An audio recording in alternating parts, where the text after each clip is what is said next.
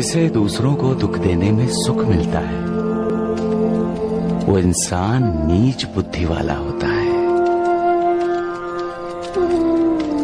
और जो दूसरों के सुख में अपना सुख ढूंढता है वो महान होता है,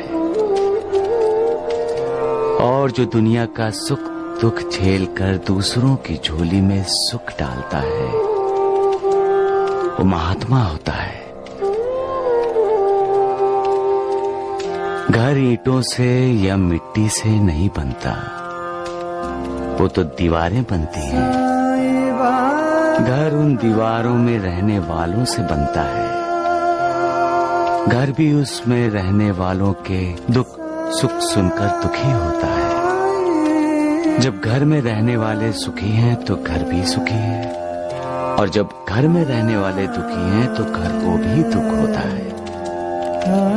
घर बोलता नहीं है, लेकिन तुम्हारी भावनाओं को पनाह देता है। तुम्हारे गम को हल्का करने के लिए वो तुम्हारा सहारा बनता है। तुम उसके कंधों पर सर रखकर रो लेते हो। और जब घर में रहने वाले खुश होते हैं, सुखी होते हैं, तो दीवारें भी तुम्हारी खुशी में गूंजकर तुम्हारा साथ देती हैं। घर में रहने वाले कितने भी हों, घर एक इकाई है, और उस इकाई को एक बनकर रहना है। एक दूसरे का आधार बनकर, सहारा बनकर, साथी बनकर रहना है। तभी तो समाज में, देश में, संसार में एकता आएगी। क्योंकि ऐसे ही घरों से समाज, समाज से देश, और देश से संसार है।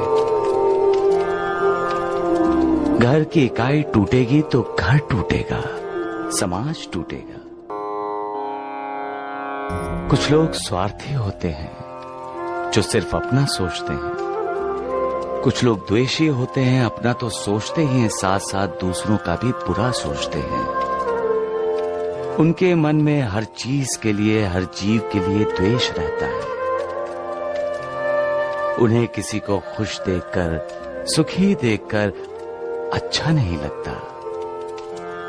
वो दिल ही दिल में जलते रहते हैं, जलते रहते हैं। ऐसे लोगों से बचना चाहिए।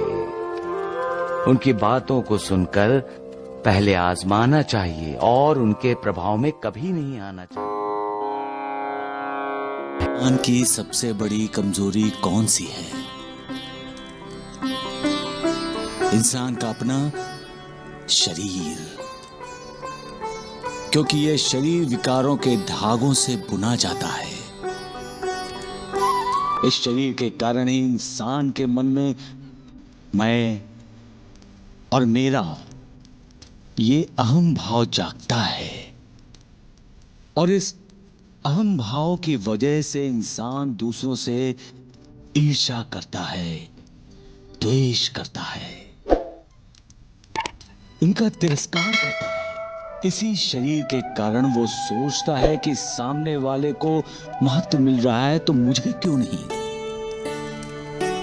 सब लोग उसकी जय जयकार करते हैं, मेरी क्यों नहीं। तब वो दूसरों को नीचा दिखाने के लिए साजिश करने पर उतर आता है। ये सब क्यों होता है? हम शरीर के सुख से अपने आप को सुखी मानते हैं। शरीर की बड़ाई अपनी बड़ाई मानते हैं। शरीर का अपमान इंसान अपना अपमान मानता है। लेकिन इंसान ये भूल जाता है कि शरीर और मैं दोनों अलग अलग हैं। आईने में इंसान अपने आप को देखता है तो क्या इंसान आईने में होता है? नहीं। आईने में दिखाई देने वाला क्या अपने आप को पकड़ सकता है? नहीं। फिर साथ क्या है? सत्य यही है कि शरीर साथ नहीं है, शरीर नित्य नहीं है। शरीर के अंदर रहने वाली अविनाशी आत्मा सत्य है, नित्य है। उसी अविनाशी आत्मा का परमात्मा के साथ रिश्ता जोड़ो। उसी अविनाशी आत्मा का मालिक के साथ रिश्ता जोड़ो। फिर विकारों से ग्रस्त इंसानी शरीर का कोई लोभ, कोई मोह नहीं होगा। फिर ईर्ष्या, द्वेष, तिरस्कार, क्रोध जैसे विकार हावी नहीं होंगे। फिर इंसान किसी के खिलाफ साजिश नहीं करेगा, ना किसी को नीचा दिखाने की कोशिश करेगा। दूसरों में जो गुण हैं, उन गुणों की तारीफ हर कोई नहीं कर सकता। दूसरों की तारीफ करने के लिए बड़ा दिल होना बहुत जरूरी है। लेकिन यहां बड़ा दिल है कितने लोगों के पास? है भी तो दिल को छोटा कर लेते हैं। दूसरों की तारीफ करने के लिए शब्दों की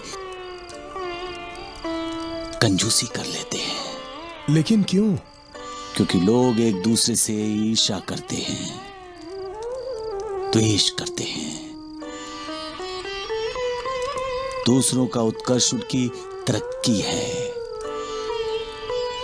जो उनसे बर्दाश्त नहीं होती। जो गुणी है, ज्ञानी है, अगर उनका उत्कर्ष होता है तो ये सहनशील हो जाते हैं। अपने दुश्मनों का भी बुरा नहीं चाहते। फिर भी अविचारी लोग उनका बुरा चाहते हैं, उन्हें अपना दुश्मन समझते हैं। ऐसे लोग कभी भी किसी का भला नहीं करते। अगर करेंगे भी तो बुरा ही, और सोचेंगे भी तो बुरा ही। मालिक की बनाई हुई ये दुनिया अच्छे लोगों की अच्छाई पर ही तो चलती है। साधु, संत और सज्जन इनके तपों के सामर्थ्य पर ही चलती है। लोगों की दी हुई दुआओं पर ही तो चलती है। ये बुरे लोग नहीं जानते, इसलिए जिनका गौरव करना चाहिए उनका गौरव गान खुले दिल से नहीं करते, बल्कि किसी ने उनका गौरव गान कर दिया तो उसे अपना अपमान समझ लेते हैं। लड़ाई जैसे सज्जन और दुर्जन में, नास्तिक और आस्तिक में, विश्वास और अविश्वास में होती है, वैसे ही गुणों और अवगुणों में होती है। और जीत हमेशा गुणी इंसान की होती है। जीत क्यों होती है? क्योंकि मालिक का आशीर्वाद हमेशा गुणी इंसान के साथ ही तो होता है। सबका मालिक एक